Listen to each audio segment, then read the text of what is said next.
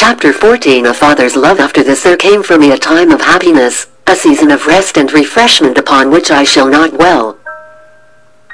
Its memories are all too sacred to me, for those days were spent near to her I loved, and I had the happiness of knowing that she was conscious of much, though not all, I said to her. And I spent so much of my time on earth that I had none to explore the wonders of that land of dawn of which I had become an inhabitant. And now a fresh surprise awaited me. In all my wanderings since my death I had never once seen any of my relatives nor the friends who had passed before me into the spirit land. But one day when I came as usual to see my beloved, I found her full of some mysterious message she had received, and which she was to give me herself.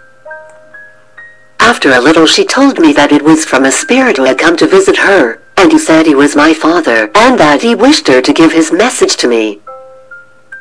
I was so overcome when she said this that I could scarcely speak, scarcely ask what his message was.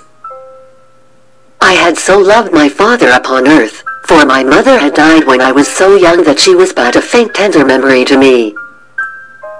But my father, he had been everything to me.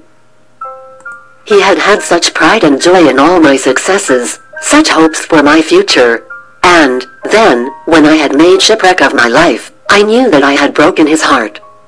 He did not long survive, had only thought of him with pain and shame. He did not long survive the crushing of all his hopes, and since his death, I had only thought of him with pain and shame of heart.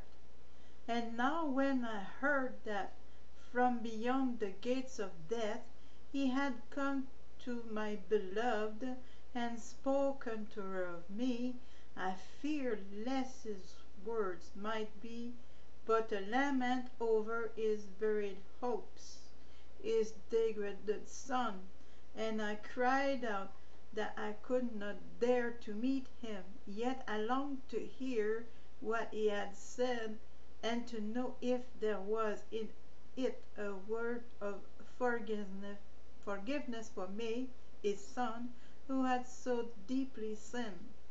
How shall I tell that his words have been? How say what I felt to hear them?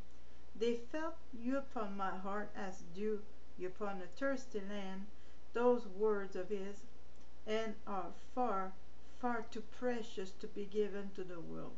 But surely the father of the parable must have welcomed back his prodigal son in some such words as these. Ah, how I cried out to my beloved when I heard these words, and how I longed to see that father again, and to be taken once more to his heart as when I was a boy. And as I turned away I beheld his spirit standing by us, just as I had seen him last in life, only with the glory of the spirit world upon him such as no mortal eyes have ever seen. My father, so long parted from me, and to meet again thus. We had no words to greet each other with but my father and my son, but we clasped each other to the heart in a joy that required no words.